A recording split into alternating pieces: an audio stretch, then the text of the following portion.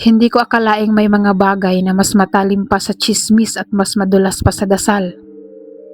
Mga bagay na dumadaan sa pagitan ng salita at katahimikan at kumakalabit sa pagitan ng paniniwala at pagkauhaw.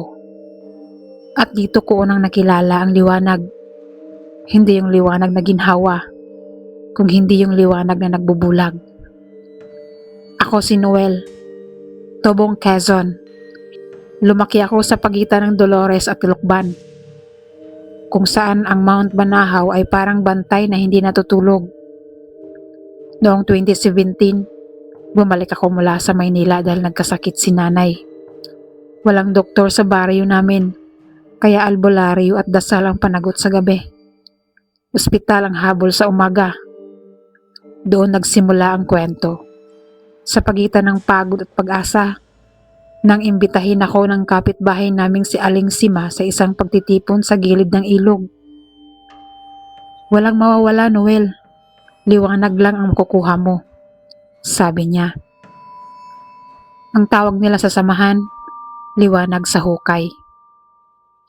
Hating gabi yun, kalendaryo ng baryo pa. Ika-26, Biyernes. May buwan pero parang kulang. Parang may kumakain sa gilid nito. Sabi ni Aling Sima, mas mabisa raw ang dasal kapag ang buwan ay humihinga.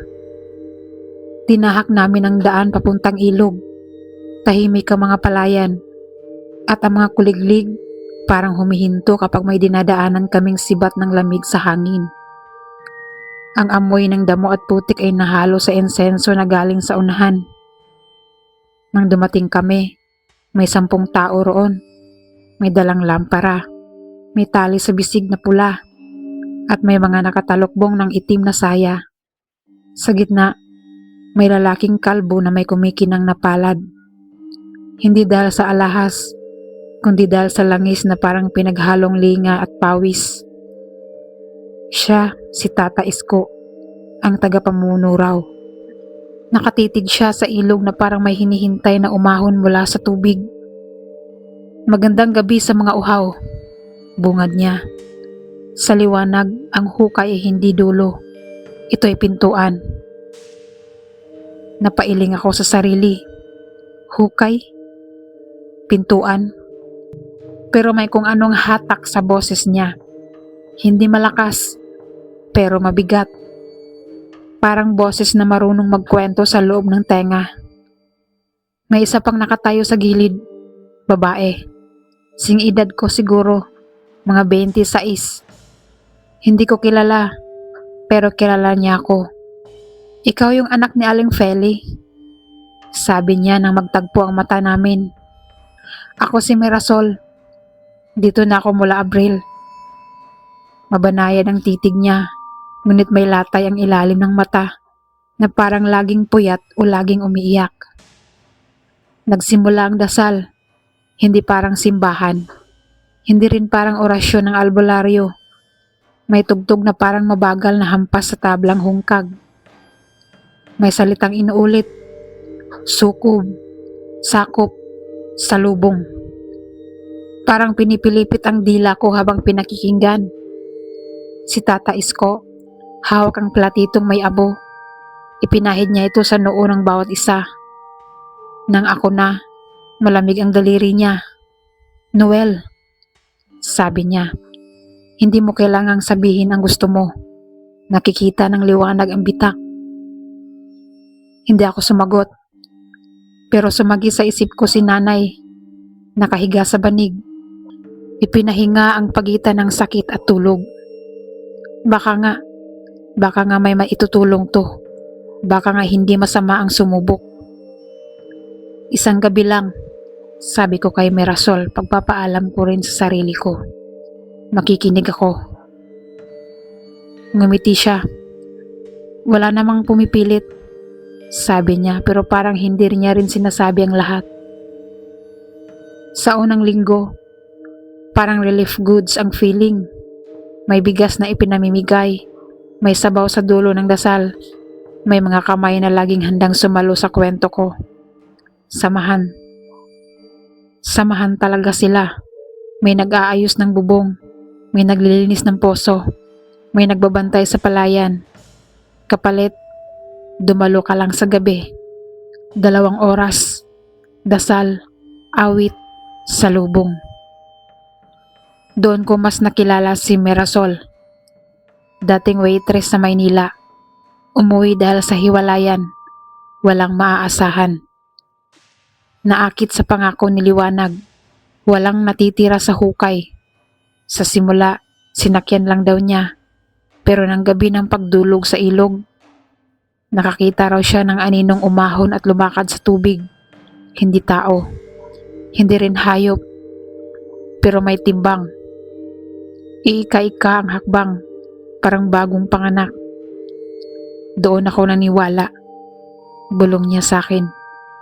Kasi paano ko ipapaliwanag yun? Hindi ko siya tinanong kung may alak sila noon o kung sobra lang sa puyat. May paraan ang takot na gawing katanggap-tanggap ang imposible. Sa 2 linggo, may bahay dasalan na sa gilid ng ilog. Kubol na kawayan at pawid. Sa gitna nito, may hukay na tinakpan ng tabla. Mga 5 dangkal ang lapad, 3 dangkal ang lalim. Sa hukay na ito raw, sabi ni Tata Isko, nakatira ang Liwanag. Tinatakpan sa araw, pinalalabas sa gabi. Nang minsang mag-isa akong maiwan matapos magligpit, napatingin ako sa hukay na natatakpan ng abo. May tunog na parang basag na huni sa ilalim. Maiksi, mabilis, parang hininga ng sanggol. Sa gilid may bakas ng kuko sa lupa. Dito dumaraan ang panalangin, sabi ni Tata Isgo, biglang nasa likod ko. Kapag malinis ang baon mong hinanakit, mabilis ang sagot. Sagot? Tanong ko. Pampihit, sagot niya. Walang kandadong hindi na ipipihit, basta alam mo ang ritmo. Hindi ako umimik, pero kinagabihan, habang binabantayan si nanay, sinubukan kong gayahin ang himig na itinuro nila. 3, 2, 1,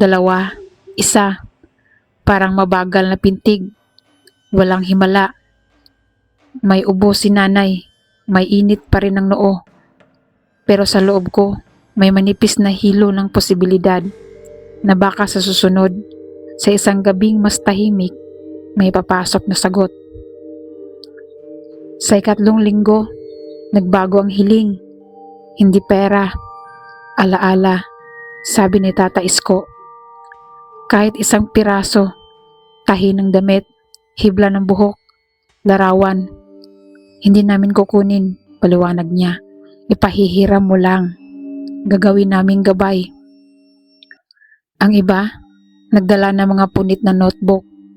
Si Mirasol, nagdala ng panyo ng mama niya. Ako, nagdala ng lumang litrato namin ni nanay sa peryahan. Nakasakay kami sa kabayong kahoy. Nakasulat sa likod, huwag kang matakot sa liwanag. Parang biro noon ni tatay. Pero wala na si tatay.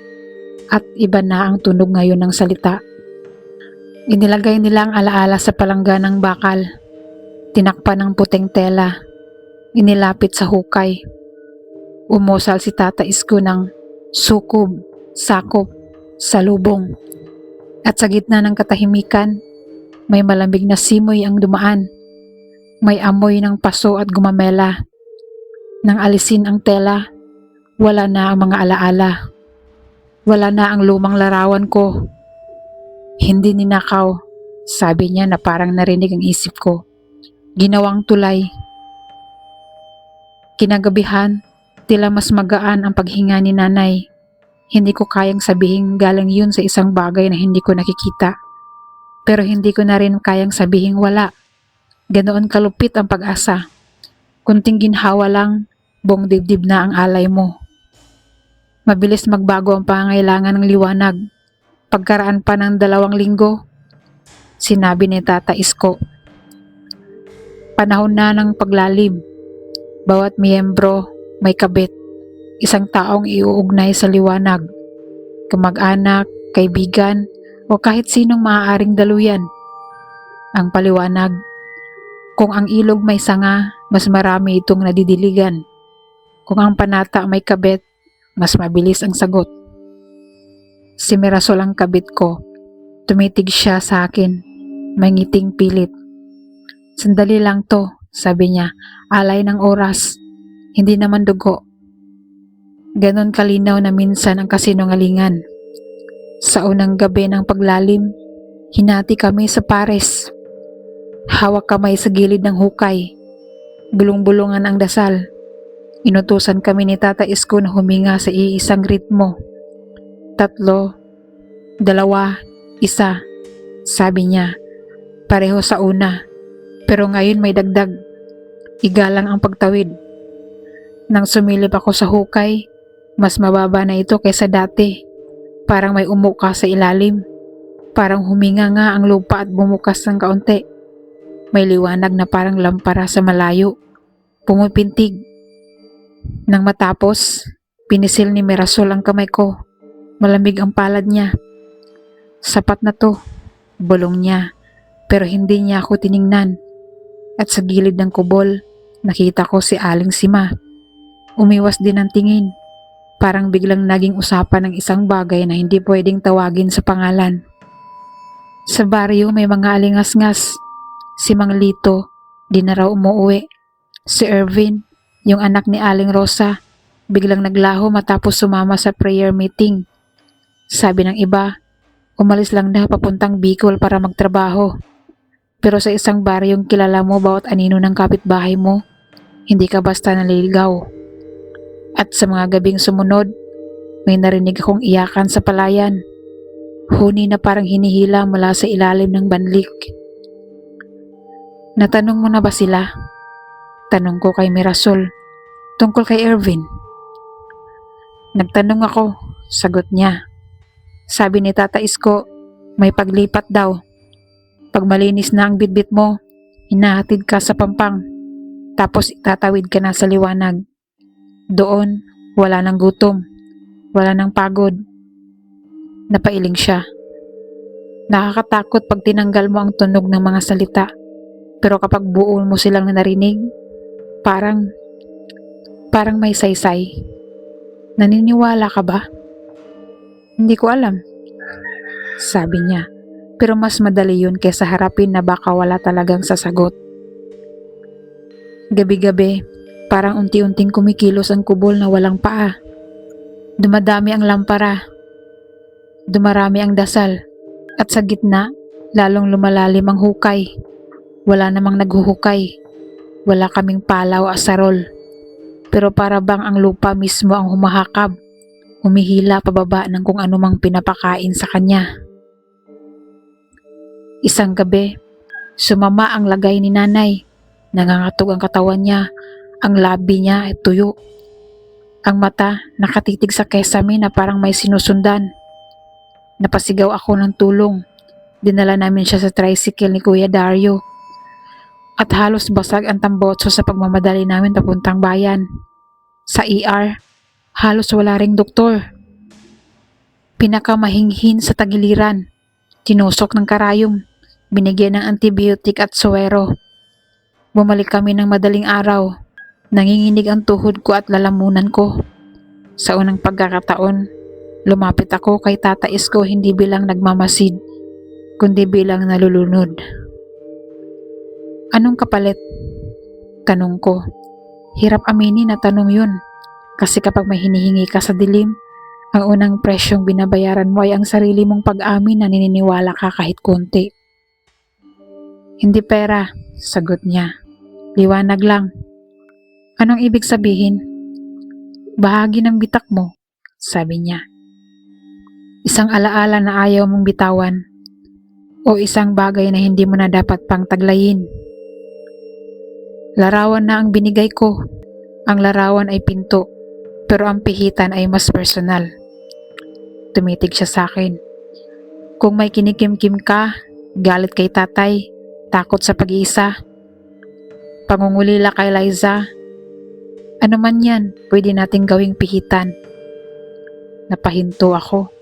Liza, ang pangalan ng dating kasintahan ko sa Maynila. Walang sino man sa baryo ang dapat nakakaalam nun. Hindi ko rin kinuwento kay Mirasol.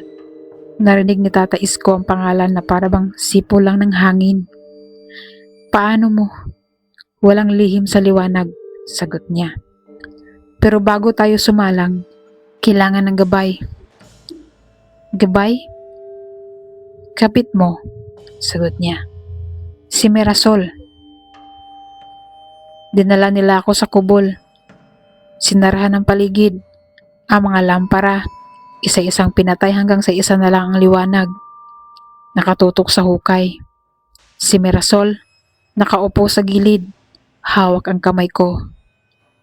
Kung hindi mo kaya kumawala ka, bulong niya. Walang pumipilit. Pero ramdam ko ang panginginig ng mga daliri niya. Parang siya ang kailangan kumawala.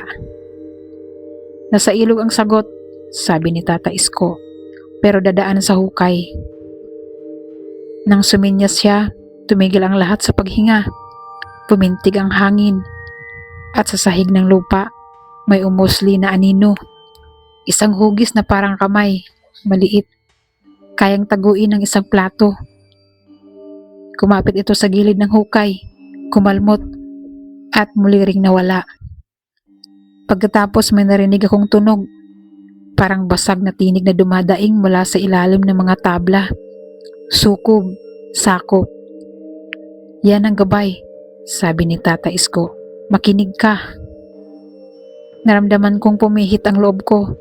Hindi sikmura, hindi bituka. Parang isang pahina sa loob na pilit tinutupi. At nang umusal si Tata Isko ng formulang paulit-ulit ko nang naririnig, biglang bumigat ang palad ni Mirasol. Dumampi sa balat ko ang isang lamig na parang alikabok sa morgue. Nagdilim ang gilid ng paningin ko. Nagkitil ang mga kuliglig sa labas. Parang may sumipsip sa sama-sama nilang huni. Liza, bulong ni Tata Isko. Hindi ko maalala kung binanggit ko ba yun o binasa niya lang sa hiwa ng noo ko. Ibigay mo ang kirot. Ibigay mo ang pihit. Hinila ko ang alaala. Sa simula, sumasayaw pa. Mga tawa sa Maynila, mga hinang kapeng 3-in-1 sa madaling araw, mga pisil sa kamay sa jeep. Pero nang pinilit kong ipasa ito sa hukay, parang kinaskas ng liha ang isip ko. Ang matamis ay naging mapait. Ang mga mukha naging bloating walang mata. Lumuha ako nang hindi gumagalaw ang mukha. Buhos na walang anyo. At habang nangyayari yun, naramdaman kong mas humihigpit ang kapit ni Mirasol. Parang siya ang tinitiklop. Parang siya ang ginagawang pihitan. Tama na. Bulong ko kay Tata Iskong namamaos. Tama na. Kaunti pa, sabi niya at tumawa ang aninong nakadapa sa hukay. Hindi tao ang tawa, kundi tunog ng kuko sa loob ng garapon. Kinabukasan, humupa ang lagnat ni Nanay. Parang may kumalas na tali sa dibdib ko. Nagpasalamat ako sa Diyos, sa gamot, sa sino man o anumang nakialam. Hindi ako gumawa ng teorya. Pinahinga ko ang isip ko. Pero nang magtapos ang araw, may kumatok sa pinto. Si Mirasol, walang dalang lampara, nakatayo sa alingaw-ngaw ng dilim. Noel, sabi niya, at parang tumalo ng boses niya sa pagitan ng sigaw at bulong. Hindi ako makatulog. Kahit ipikit ko ang mata ko, may nakadikit. Anong nakadikit? Inaamoy ko yung isip mo, bulong niya. Ngumiti at nakita ko ang isang bagay sa gitna ng ngisi niya. Hindi dila, parang hindalaki ng sanggol na bumubuka at kumikindat. Hindi akin to, pero nandito na. Pinaupo ko siya, pinakain, pinainom ng tubig. Baka pagod ka lang, sabi ko. Baka kailangan mo lang matulog. Hindi ako nananaginip, sagot niya. Nang ipinasok mo ang Liza mo sa hukay, may sumama sa akin. Pihitan daw ako. Pihitan. Hindi ko alam kung anong dapat paniwalaan. Ang nakikita ng mata ko na takot na babae sa upuan ko. O ang naririnig kong salitang parang nanunuot sa gilagid. Pihitan. Iiwan ko na ang samahan, biglang sabi ni Mirasol. Halos hindi gumagalaw ang labi. Sumama ka sa akin. Saan tayo pupunta? Kahit saan na walang hukay. Pero sa baryo namin, bawat bakanting lote pwedeng maging hukay kung gugustuhin ng isang tulad ni Tata Isko. Bawat kalsada may dulo sa ilog. Bawat gabi may pagitan ang liwanag at anino. Nag-impake si Mirasol ng isang bag, papel ng birth certificate, kaunting pera, isang duster, at isang lumang panyo ng mama niya. Sumakay kami sa unang jeep papuntang bayan. Malamig ang umaga. Kumakagat ang hangin sa batok. Sa terminal, bumili ako ng 2 tiket papuntang San Pablo. Doon muna tayo, sabi ko. May tiyuhin ako ron. Hindi ko alam kung bakit ko to ginagawa para sa babaeng halos 2 buwan ko palang nakilala. Siguro dahil kapag may kumalabog sa dingding ng gabi mo at may boses na sumigaw ng sama mo ko. At sa boses na yon, narinig mo ang boses mo noong bata ka. Hindi ka na mag-iisip kung bakit. Pag alis ng jeep, dumaan kami sa mismong gilid ng ilog. May mga nakatayo ron. Hindi ko alam kung miyembro, kung kapitbahay, o kung anino lang ng umaga. Nakasunod sa jeep ang tingin nila. Sa pinakapuno, nakita ko si Tata Isko. Hindi siya sumigaw. Hindi rin siya naghabol. Ngumiti lang at itinaas ang 2 daliri. Parang nagbibilang. 3, 2, 1. Nang tumapat ang jeep sa kubol, sumiksik ang lamig sa loob ng sasakyan. Umangat ang balahibo ko sa braso. Narinig ko ang huni sa ilalim ng sahig. Pero nasaan ang sahig? Jeep to, hindi kubol. Nasaan ang hukay? Nasa ilalim ng isip namin. Nasa pagitan ng oras. Lumingon si Mirasol. Nabura ang ngiti niya. At sa mata niya, parang may humihila palayo. Noel, sabi niya, may humahawak sa paa ko. Hinawakan ko ang kamay niya. Huwag mong bibitawan. Pinsil niya ako pabalik. Mahigpit. Mas mahigpit. Hanggang sa hindi na kamay ang hawak ko kundi parang nilulang kahoy na may alon. Noel, bulong niya. Baka hindi ko to kaya. Susubukan natin. Nang makababa kami sa bayan, mabigat ang hangin pero mas maliwanag. Sa tricycle papuntang bahay ng tiyo ko, medyo kumalma ang hininga ni Mirasol. Baka gumana, sabi ko. Hindi ko alam kung anong gumana ang tinutukoy ko. Baka dito. Biglang pumitik ang ilaw sa poste. Puti, dilaw, puti, dilaw. At sa pagitan ng 2 kulay, may saglit na walang kulay. Doon ko narinig ang boses. Hindi ni Mirasol, hindi ni Tata Isko, kundi yung basag na huni mula sa hukay, sukob, sakop, salubong. Hindi ko alam kung guni-guni ko lang yun. Masyado na akong maraming hindi alam. Kinabukasan, nagising ako sa katok. Tiyo ko yun, pawisan, hawak ang dyaryo. Hindi pang balita, pang balot. May naghahanap sa inyo, sabi niya. Hindi nakatitig ng diretso. Mga taga-baryo, sabi nila, may kailangang tapusing panata. Kung hindi, may maiiwan. Hindi ako sumagot. Oras na para maging duwag. Oras na para maging matapang. Hindi ko mahanap kung alin. Tinabihan ko si Mirasol sa banig. Pupungas siya. Tuyong-tuyo ang labi. Sila ba? Tanong niya. Umiling ako. Wala sila dito. Pero parang hindi naniniwala ang boses niya. Lumapit ako sa pinto. Wala po rito, sabi ko sa mga nasa labas. May sakit po. Sa susunod na lang. Walang sumagot. Pero may narinig akong kaluskos sa ilalim ng sahig. Parang maliit na paa na naglalakad sa pagitan ng alulod at ng alikabok. Hakbang na parang humahabol sa pintig ng puso ko. 3, 2, 1. Kinagabihan, Sumidhi ang sipol ng hangin. Bumabayo ang ulan sa yero. Sa loob, kumikirot ang katahimikan. Si Mirasol, umiiyak ng walang luha. Noel, kung may mawala sa akin, hawakan mo yung natitira. Kahit pangalan man lang. Sabi niya, hindi ka mawawala. Hindi ganun. May paraan ng liwanag para hindi ka basta mawala. Sagot niya, pwede ka nilang gawing pihitan. Hindi ka pihitan. Tinawag mo na ko niyon kagabi. Bulong niya. May pait, may lambing, may pagod. Hindi mo sinasadya, pero tinawag mo na ako. Hindi ko maalala na sinabi ko yun, pero maraming salitang dumaan kagabi na hindi ko na naipon. Biglang nagbukas ang pinto nang walang kumakatok. Walang tao, walang hangin na pumasok, at iyon na nakakatakot. Kasi ang kawalan ng hangin ay parang isang bibig na nakabuka. Sa sahig, may mga bakas na nagliparan, mga talampakang basa na hindi galing sa ulan. Maliit, paliko-liko, papasok sa kwarto ni Mirasol. Wala sila dito, ulit ko, pero ang sarili kong boses parang hindi ko na nakilala.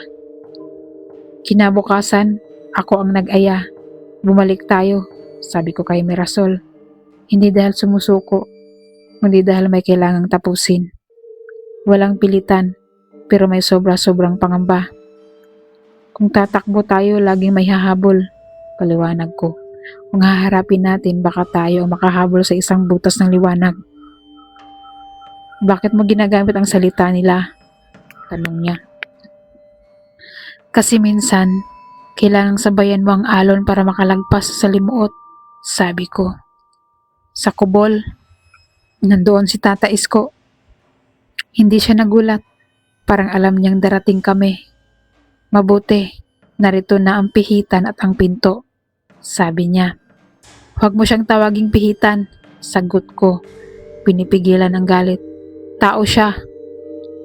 Masigit pa, sabi niya. Daluyan. Anong kailangan mong tapusin? Tanong ko. Simulain, sagot niya. Umpisa pa lang tayo, Noel. Sa bawat hukay, may liwanag na dapat ilabas. Sa bawat bitak, may tabing na dapat punitin.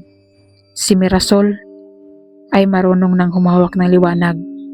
Ikaw ang pinto, siya ang pihitan, ako ang kamay. Tumingin siya sa babae sa tabi ko. Hindi.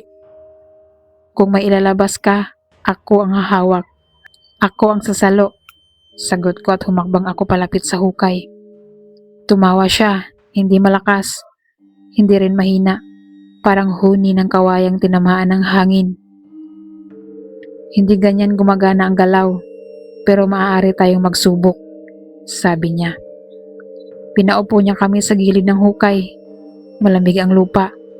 Sa baba, may kumukumbulsyon na parang usok na hindi umaangat. Inabot ni Mirasol ang kamay ko. Hindi siya nanginginig ngayon. Nakapikit, nakatuwid ang likod. Handa na ako. Bulong niya. Walang tinig na naglalakad sa pagitan ng ngipin. Isang tingin lang, isang bigwas, isang hakbang, sabi ni Tata Isko. Tumingala siya sa pawid. Sukob, sakop, salubong. Pumikit ako. Kinumag ang hangin. Dumikit ang ingay sa tenga at sa pagitan ng tatlong salita, may sumulpot. Hindi imahe, hindi salita, kundi timbang. Mabigat. Parang may batang basa na ipinatong sa palad mo at sinabihang huwag mong pakawalan. Sumilay ang malamig na liwanag mula sa hukay. At sa liwanag na yun, may mukha. Hindi buo. Pira-piraso. Noo, pisngi, gilid ng kilay. Parang larawan ng iniskan ng pabalik-balik. Liza, bulong ni Tata Isko. At nanay, sabi ng loob ko kahit hindi ko binigkas. Salubungin, utos niya. Binuksan ko ang mga palad ko at naramdaman kong may dumapo. Dupa, dahan-dahan. Lamig na umaakit sa siko, sa balikat, sa batok. Umikot sa akin ang amoy ng insenso at bulok na dahon. Naramdaman kong humihigpit ang hawak ni Mirasol. At sa sandaling yun, naintindihan ko ang ibig sabihin ng pihitan. Kapag may dumaan sa'yo, hindi ka pwedeng walang iikot. Kung may papasok na liwanag sa pinto, may bahagi ng pinto ang mawawala para magbigay daan. Huwag, sabi ko pero huli na. Bumukas ang mata ni Mirasol at sa loob nito, may liwanag na parang alon sa ilalim ng buwan. Hindi kanya, hindi akin.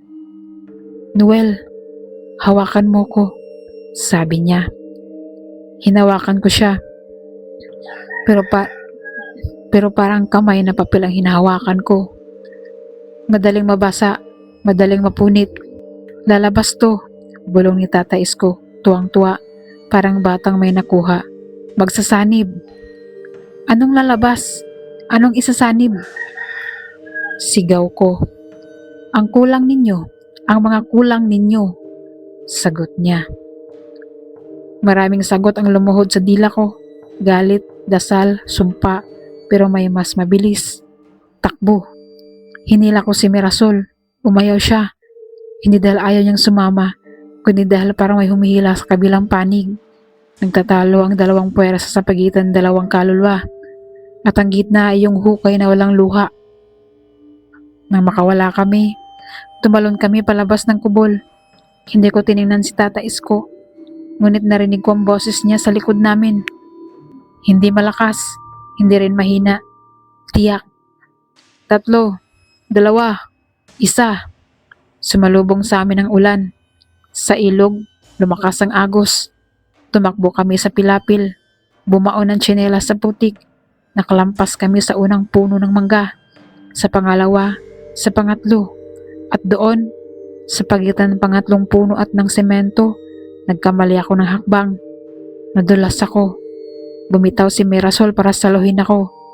At sa sandaling bumitaw siya, naramdaman kong may kumapit sa kanya mula sa likod. Hindi kamay ng tao, kundi malamig na hangin na may kuko. Hinila siya pabalik. Noel! Sigaw niya. Nandito ako! Sigaw ko pabalik. At hinabol ko siya. Pero ang bilis na wala. Ang bilis ng liwanag kapag pinatay mo ang ilaw. Sa pagitan ng dalawang kidlat, nawala si Mirasol sa paningin ko. May tunog na parang papel na punit at tubig na sumambulat. At tapos na. Tumahimik. 3 araw kaming naghanap. Ako, si Kuya Dario, ang ilang kamag-anak. Kahit saang damuhan, kahit saang kanal, pumunta kami sa pulis. Tinanong kami ng mga tanong na alam naming hindi rin namin masasagot. Wala si Mirasol. Walang katawan. Walang tsinelas. Walang panyo. Walang kahit alinman sa mga bagay na pwedeng sabihin, ito siya. Sa gabi, sinugod ko ang kubol. Wala na rin. Para bang walang naitayong pawi doon.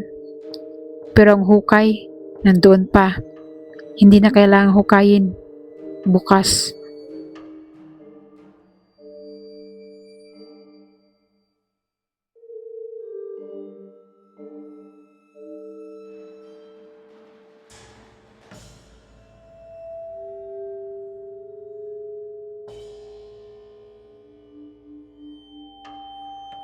Tila bagong buntag ng lupa.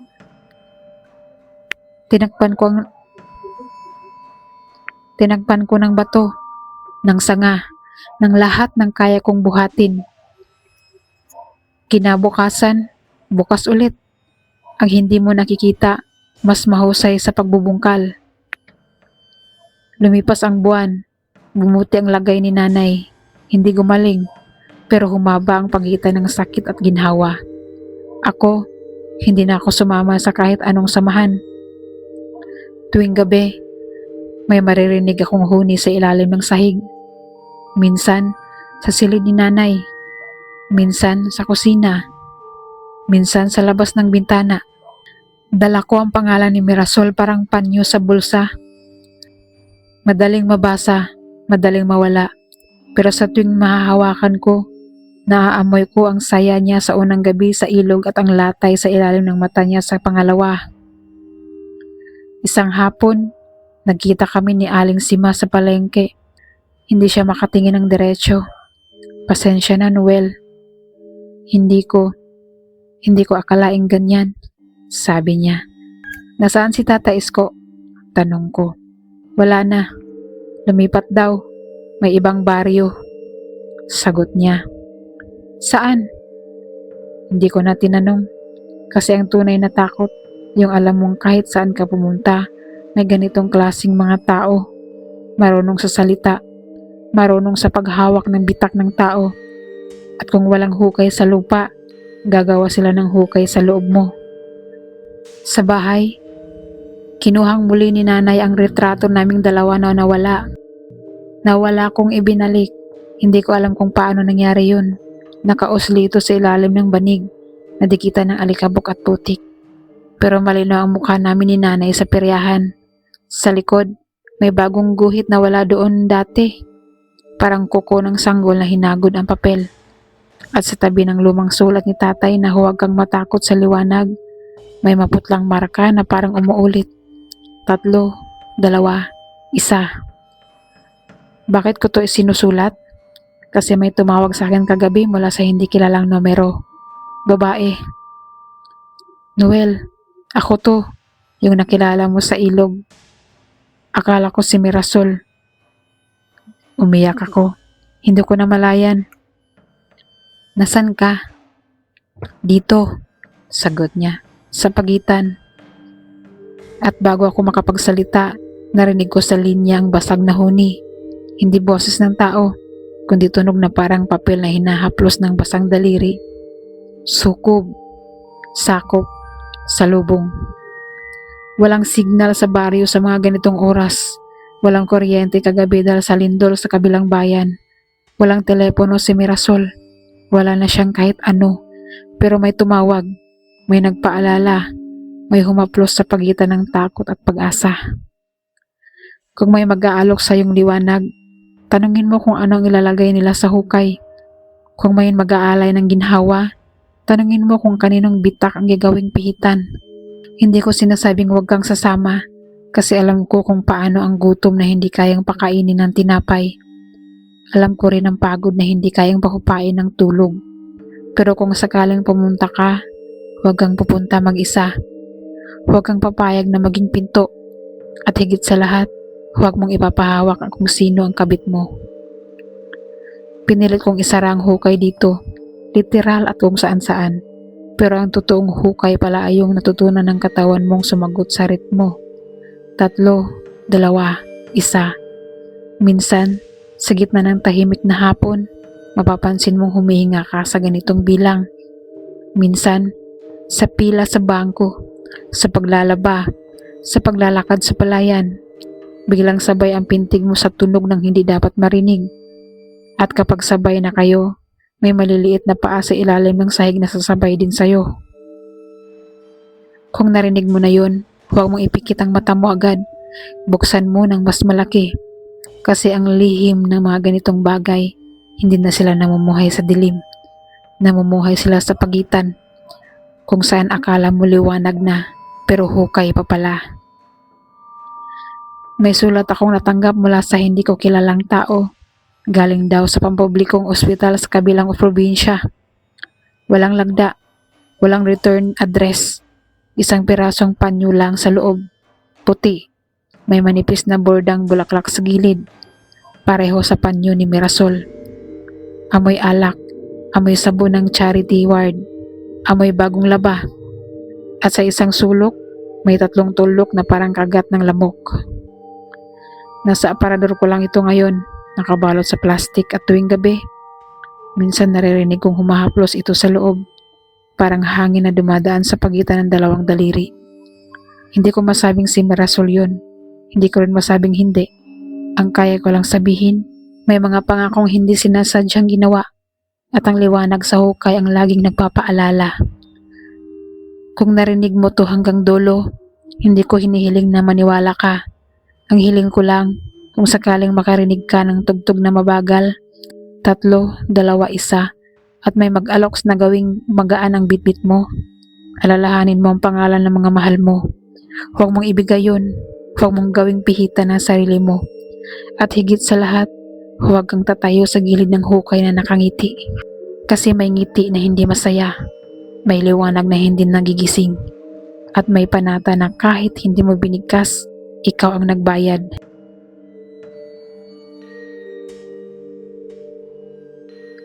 Kung nagustuhan mo ang kwentong to, huwag kalimutang mag-like at mag-subscribe para sa mas marami pang nakakakilabot na kwento. Hanggang sa muli, manatili sa dilim at huwag kalimutang manalangin bago matulog.